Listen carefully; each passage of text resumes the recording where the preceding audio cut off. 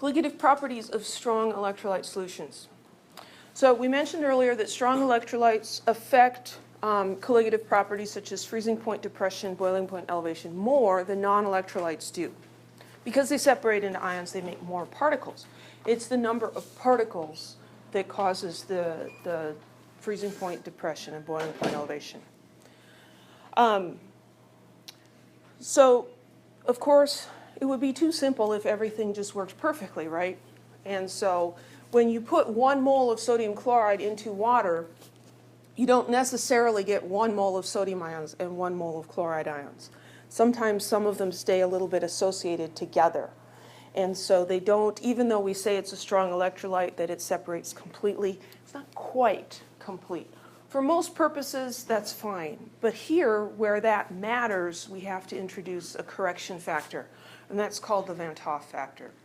It's the ratio of moles of particles to moles of formula units dissolved. So the moles of particles in the solution that you actually get divided by the moles of formula units dissolved. And this is something that's measured experimentally. You can't just predict it. And so practically what you do is you look at a table. You look it up because other people have already done the work. So for a non-electrolyte, something that does not separate into ions, we expect the Van 't Hoff factor to be 1 because you're going to get 1 mole of particles for every 1 mole of formula units dissolved. And the measured Van 't Hoff factor is 1. For these other common ionic compounds listed here, like sodium chloride, the measured Van 't Hoff factor is similar, like for sodium chloride. It's similar to what we expect, but not exact. Magnesium sulfate differs a little bit more. We expect a factor of 2, but we only get 1.3. And that's going to affect the amount of change we see in boiling point or freezing point. The reason that occurs is that even though the chloride and the sodium ions are dissolved, here they are with their little entourage of water molecules, they can effectively pair up even though they're dissolved. And when they do that, these two guys, because they're hanging around together, they're acting like 1 particle instead of 2. And so that's why the Van 't Hoff factor is always less than what you would expect just looking at the chemical formula. So we look up that Van 't Hoff factor, and then you just multiply it in to all of these equations we've talked about. Freezing point depression, there's the Van 't Hoff factor, just multiply it in. Boiling point elevation, just multiply it in. Osmotic pressure, you just multiply it in. So it's just a correction factor. So calculate the freezing point depression of an aqueous 0.1 molal iron 3 chloride solution using a Van 't Hoff factor of 3.2. Again, you wouldn't memorize Van 't Hoff factors. They'd be given to you if you needed them on an exam. Well, what's the equation for freezing point depression?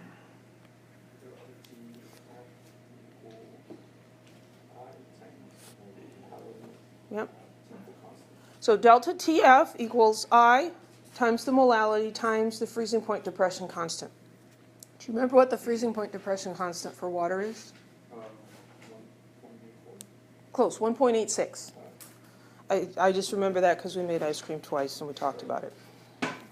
So you would look that up because it's not given here. So Kf for water, it's for the solvent you're using, is 1.86 degrees Celsius per molal. Here they gave us the molality. They're saying to use a Van 't Hoff factor of 4. Looking at this chemical formula, what would we expect the Van 't Hoff factor to be? How many ions would you expect to get if that completely came apart? You would expect 4.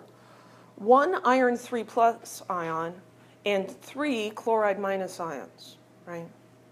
But actually some of them pair up a little bit, and so the actual factor is 3.2. So we're going to put that in there, the 3.2. It doesn't have a unit, it's just a correction factor.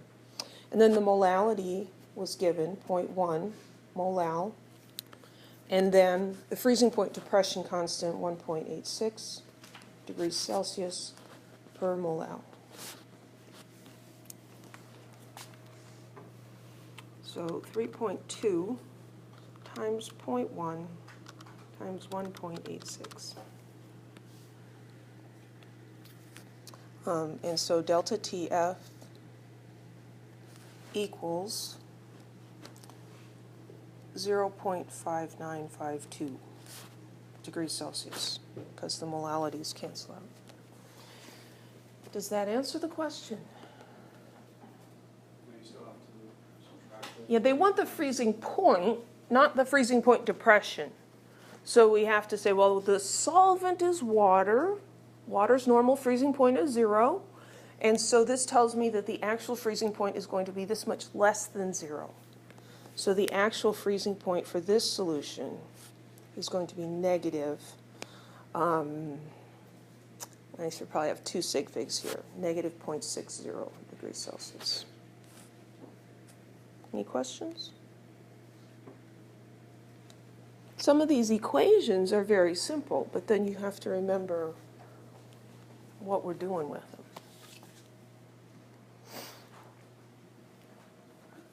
them. Strong electrolytes have a bigger effect on boiling point and freezing point changes, but they also have a bigger effect on vapor pressure lowering. When we calculate the vapor pressure for strong electrolyte solutions, we have to account for that dissociation of the solute when we're looking at the mole fraction. Because vapor pressure lowering involved the mole fraction, not the molality. Okay, so a solution contains 0.115 moles of water and an unknown number of moles of sodium chloride. The vapor pressure of the solution at 30 degrees Celsius is 25.7 torr. The vapor pressure of pure water at 30 degrees Celsius is 31.8 torr. Calculate the number of moles of sodium chloride in the solution.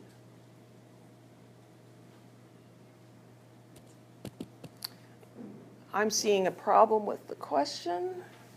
No, actually, there isn't. Never mind.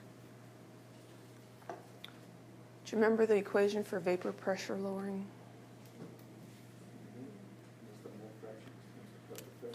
Yeah, so the partial pressure of the solution equals the mole fraction of solute or solvent? Solvent times the vapor pressure of the pure solvent. If the solvent is pure, its mole fraction would be 1. And then 1 times the pure vapor pressure would be the same, right? That's how I remember that this is the solvent and not the solute. Well, we're given 2 different pressures. One of these is the pure solvent. Here our solvent is what? Water. So the vapor pressure of pure water is what? 31.8 torr. And then the vapor pressure of the solution, and it's important that this be at the same temperature. Exactly what that temperature is doesn't matter, but we have to measure the pressure of the solution and the vapor pressure of the pure solvent at the same temperature, because vapor pressure is very temperature dependent. So this is going to be, can't read today, 25.7 torr. So we know the 2 P's. That means we can take this equation and find the mole fraction of solvent. So the mole fraction of solvent, which is H2O, is going to be the vapor pressure of the solution divided by the vapor pressure of pure water. So we're going to get 25.7 torr over 31.8 torr. Could you have a mole fraction that's greater than 1? No. That would be like saying you have a class of 20 kindergartners and 25 of them are boys. How would that work? Wouldn't. So I'm getting 0.808. And again, I'm going to carry 2 extra digits because I don't like rounding errors. The torr units cancel out and the mole fraction has no units. But that's not our answer, is it? We want the moles of sodium chloride. Well, the mole fraction of water, what does that equal? It's the moles of water divided by the moles of water plus the moles of solution, right? Now we need to be careful here, because the solute here is an ionic compound, right? And so it separates into ions.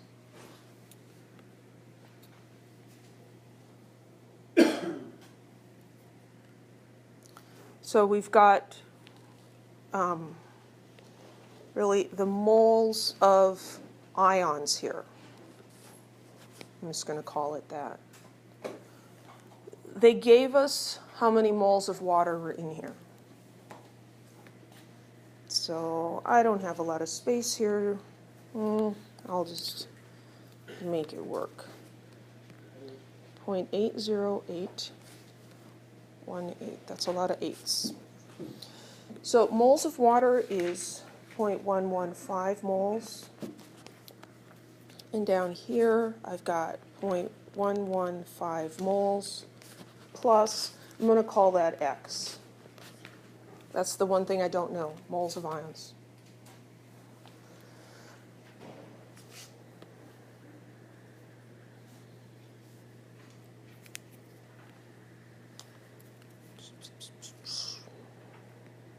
And so this is where we have to do a little bit of algebra.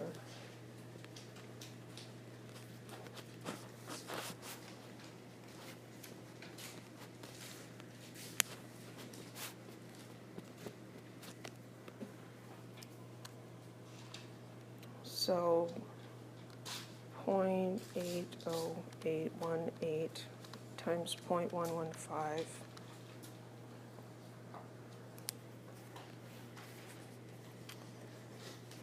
Yeah, there's just not even close to enough room for this. 0.092941 plus 0.80818x equals this guy.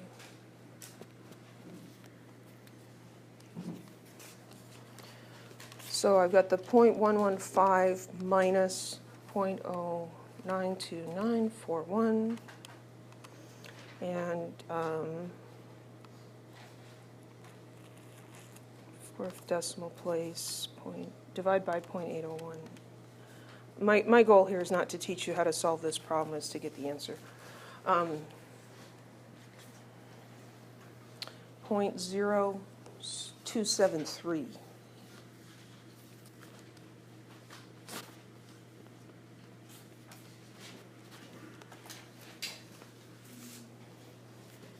Well, actually, that's not a final answer yet, so 27295.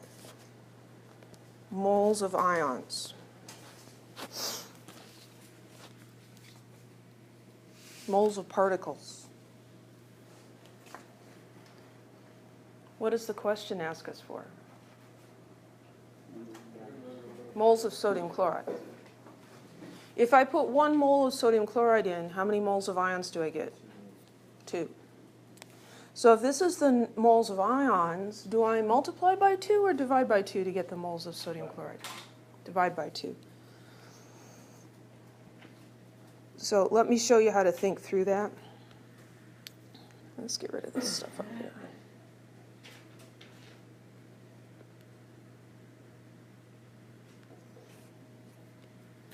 So I came up with this answer of 0.027295 moles of ions. Now, we're not bothering with the Van Hoff factor here. We could, but we're not doing it. So what I want is moles of sodium chloride. I don't want moles of ions. So I put units in there because this is what I want: moles of ions to go away, and I want to find moles of sodium chloride. I look at this formula, and I have 2 ions. Yes? Where it says ion, Mm-hmm. what is it? Okay, that plus moles, is that total moles or is that just moles of the sodium chloride you're putting in there? This is moles of ions from the sodium chloride. Okay, so just the sodium chloride? Yeah, because there shouldn't be any other ions in there. Okay. Yeah. And see, this is where the remembering, the thinking about it forming particles and that it depends on particles comes in. This step here of thinking of this as ions instead of just moles of sodium chloride is the place where a lot of students are going to mess up. And so you're going to end up with a number that's off by a factor of 2. So I look at this and I say, well, I expect there to be 2 moles of ions for every mole of this. And so that tells me I need to divide by 2 instead of multiplying by 2. Another easy place to make an error.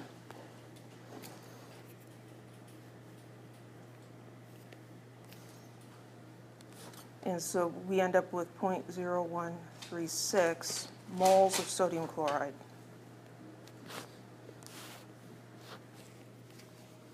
You can use vapor pressure to figure out the molality, the concentration information about the solution you're looking at. Just like when we did the ice cream, instead of measuring molality by the mass and the amount of ice that melted and all of that, we just looked at the freezing point depression and figured it out that way. Any questions?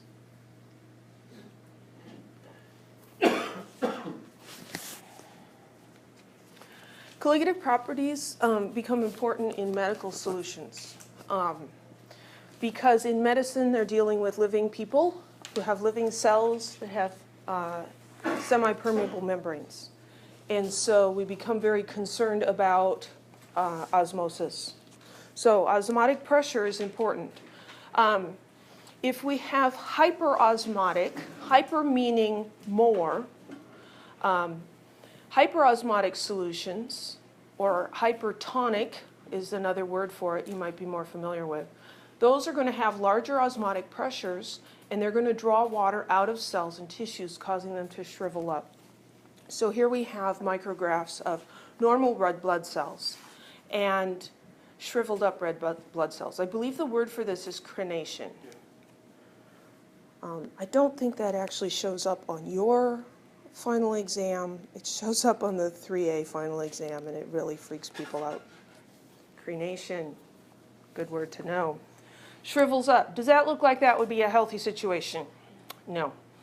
If you have hypoosmotic or hypotonic, hypo means below. Hypodermic needle goes below your skin.